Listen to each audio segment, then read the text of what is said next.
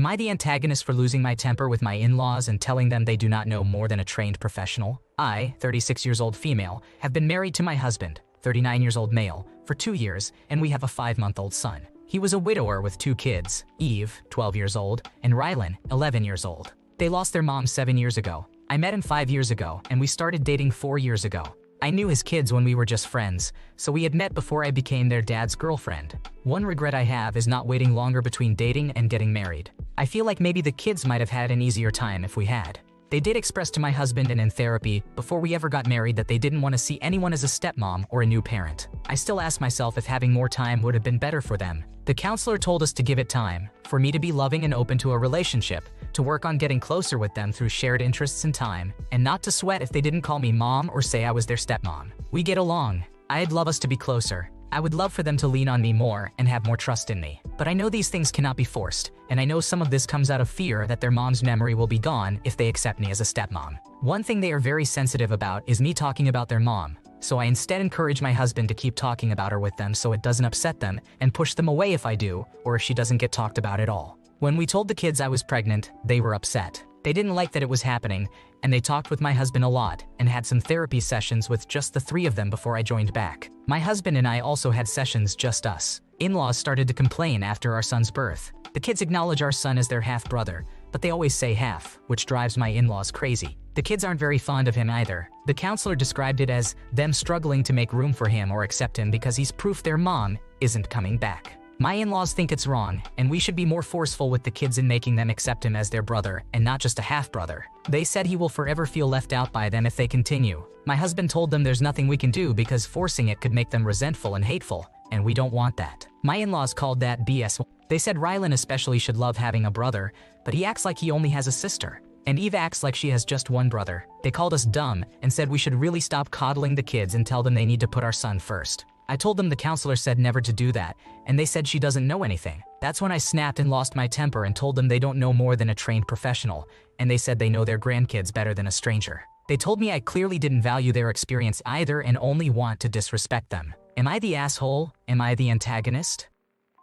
Not the antagonist for standing your ground against your in-laws, who clearly don't understand the delicate dynamics of blended families. It's important to prioritize the well-being of the children and follow the guidance of a professional rather than bowing to ill-informed opinions. Trying to force relationships or labels on them won't magically create a bond and could end up causing more harm. Kudos to you for advocating for the kids and creating a safe space for them. Am I the antagonist for suggesting that my sibling and their partner bring out a cake at midnight on their wedding day for our grandma's 80th birthday? My older brother is getting married to his partner on July 20th, a date that they agreed on in January and shared with the family. July 21st is our grandma's 80th birthday. She comes from a line of women where none of them lived past the age of 80, so it's a big deal for her. She announced last year that she wanted to go all out with a weekend-long celebration. When my brother announced his wedding date, she was the first one to react with kindness considering he forgot all about her 80th birthday plans when deciding upon the wedding date. They had made several down payments before announcing, so there was no point in asking them to move the wedding a week before or later for Grandma,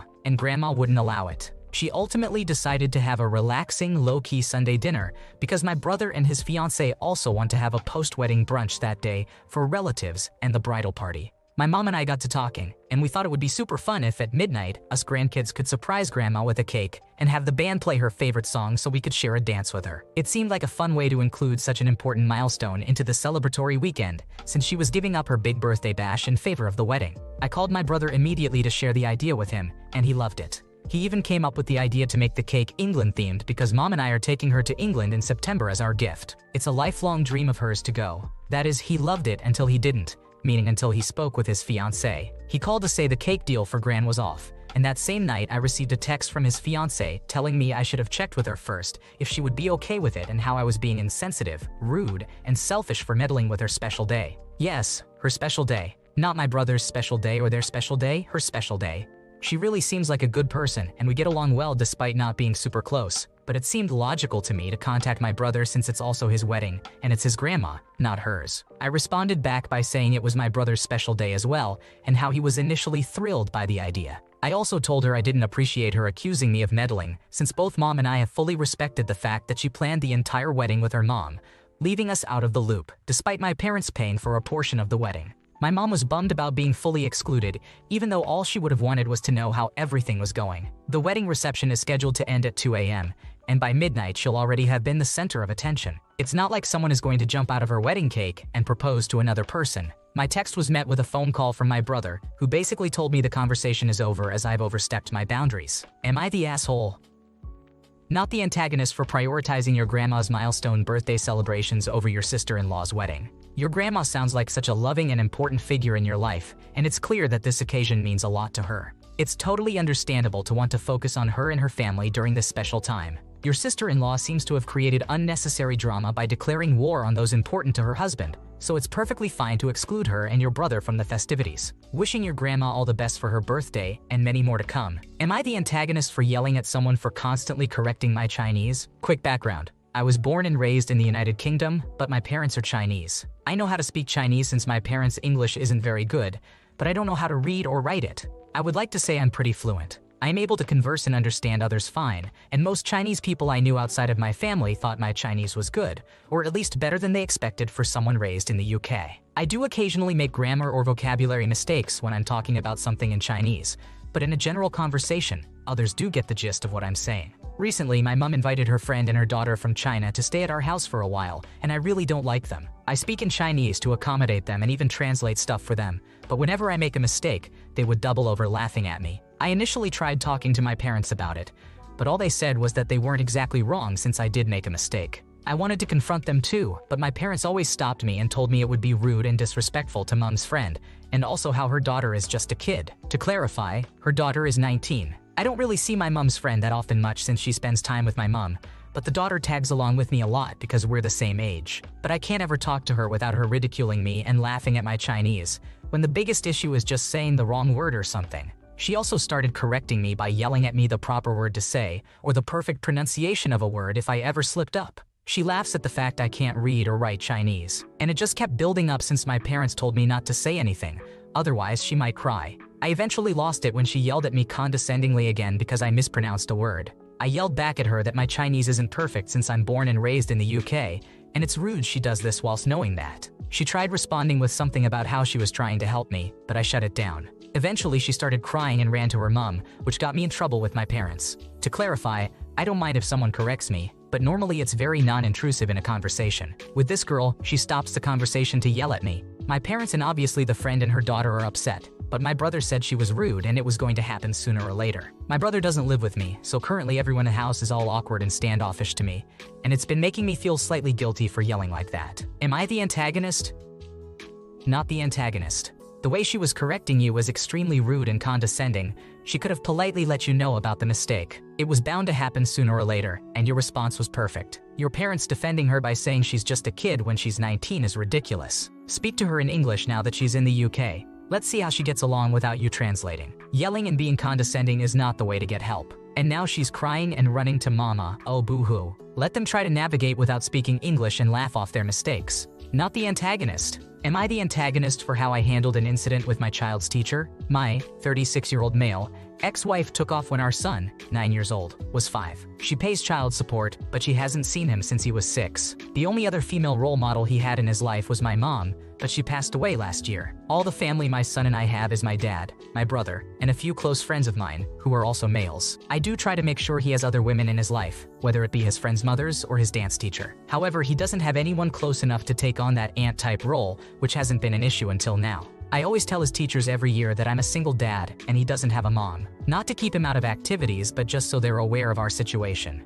His teacher this year is very well-meaning, but there have been other instances where she tries to help and is overstepping boundaries. We managed to smooth those over without the involvement of administration. Usually around Mother's Day, my son will make a craft for me. We don't celebrate the holiday, per his wish, but he knows the school will have him make one. And again, in years past, it's never been an issue. The teachers understand and are fine with him doing whatever for me. He came to me last week, a little upset. It was time to make the Mother's Day crafts. He isn't the only one in his class without a mom, but the other kids were making them for close female figures like aunts, grandmothers, etc. When my son started making one for me, the teacher told him he should make one for a female figure in his life. He said he doesn't have anyone close enough. She kept insisting and ultimately said that it's not Father's Day, the day is not for me, and he needed to make something. He reluctantly made something for his dance teacher, but I could tell he felt really uncomfortable about giving it to her because they don't have that relationship. I emailed the teacher and said I found this inappropriate. He wasn't trying to get out of the assignment, so why does it matter who he made it for? She got super defensive and said that by him not making it for a woman in his life, he was getting out of the assignment. She added she's sure the dance teacher will appreciate it. I ended up moving this up to administration, saying I don't want her to get in trouble, but I feel she needs to be spoken to about sensitivity and inclusion, as well as forwarding the emails where she brushed off my concerns. The principal apologized to me and my son for the incident. My son says his teacher apologized to him. Teacher and I haven't spoken further. My brother feels there was no need to move it up the chain over something so trivial, especially as the school year is almost over, so he won't be my son's teacher for much longer. Was I wrong for how I handled this? Not the antagonist for sure. The teacher is way out of line here, forcing your son to make a gift for someone he wasn't comfortable with. You tried talking to the teacher first, which is the right move, but she ignored your concerns and even gave a half-hearted apology. It's definitely not a trivial issue when a teacher acts discriminatorily and insensitively like that. Bringing it up with admin was the right call, especially with her history of overstepping boundaries. Am I the antagonist for not helping my ex in a time of need? Backstory. I, 39-year-old male, and my ex, 31-year-old female, split a couple of days ago after a year-long relationship. We are co-workers and met at work. Both expats in an EU country, we quickly developed an interest in each other and began dating. However, our relationship was tumultuous. She comes from a traumatic background, leading to untreated conditions such as complex post-traumatic stress disorder, CPTSD, generalized anxiety disorder, GADA, and anger management issues. On our last day together, following one of our frequent arguments, she left for her place and texted me declaring she wanted no further contact, even at work. A few days later, I received a message from her on our work chat saying, "I need your help like never before. It's an emergency." I was away from my desk at the time, so I replied later, somewhat distantly, stating that I was busy at the moment but could assist her later or the following day. She responded that she had lost all her money in a scam call and was panicking, unsure of what to do. I reminded her of her previous request for no contact. Following this, she launched into a rage panic attack, blaming me for her loss, suggesting that had I responded promptly, she might have avoided the scam, and resorting to name-calling.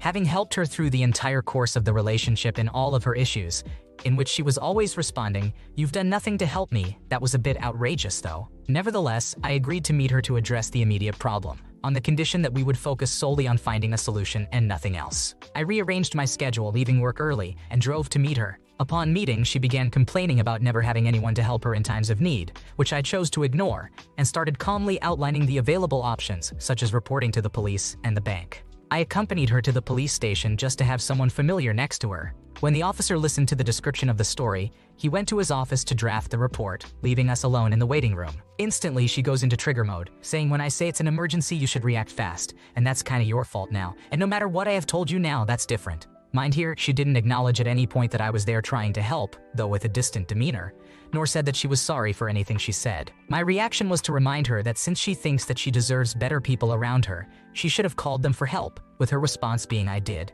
but no one answered, hence I called you." Things got to the roof with her accusing me again that this is kinda also my fault, in which my reaction was to get my jacket and leave. Hours later, I received dozens of messages on how I'm a huge, that never anyone would do that to anyone and that she wishes me the worst. Am I the asshole? Am I the antagonist? Not the antagonist. It sounds like she's always carrying around a cloud of negativity and refuses to take responsibility for her actions. You've done enough trying to help her and enduring her abuse. It's time to block her number and move on. She needs to seek help on her own and stop looking for someone to blame for her problems. Am I the antagonist because I didn't force my ex to take more pictures of our kids or let me do it? I have 4 children, 2 with my ex-partner. They are 15 and 12 years old. I also have 2 with my current wife. They are 6 and 3 years old. I have equal custody of my older children. When I was married to their mother, I took lots of pictures of them. Since I worked away from home, I made sure to capture everything so I could cherish those moments when I was away. I also requested my wife to take lots of pictures for me and share them with me. However, she didn't comply. She always seemed busy, or the kids were occupied, or her parents were looking after them. There were always excuses. Eventually, she began to complain about the amount of time I spent with the kids, taking pictures and videos. The kids noticed this and started to grumble as well. So, I reduced the amount of pictures I took and eventually stopped altogether. We ended up getting divorced, not specifically due to the picture issue, but due to a variety of reasons, and I obtained equal custody. The arrangement works well for me. I work for 2 weeks and then have 2 weeks off. This way, I get to spend quality time with my children when I am at home. I met my current wife through a mutual work acquaintance. She is his daughter and used to pick him up from the airport when we flew in. She understands and appreciates that I work away from home to provide for my family. She loves how much I enjoy capturing our family moments. When I am away, she sends me pictures and videos of the kids daily. Recently, my ex contacted me to inform me that my older children feel envious of the pictures I have of their siblings and the lack of interest I show in taking pictures of them. I have kept all our email exchanges since we were together. I forwarded them to her, showing instances where I requested pictures and she declined, or where she mentioned that the kids were tired of me taking their pictures and asked me to stop. I spoke to my older children about their feelings, and they expressed that they felt left out of the memory captures. I assured them that I would love to take more pictures of them and promised to start immediately. My ex accused me of being inconsiderate for not insisting on her taking pictures, as now there is a 5-year gap with hardly any photos of her children. I believe she is 99.9999% at fault.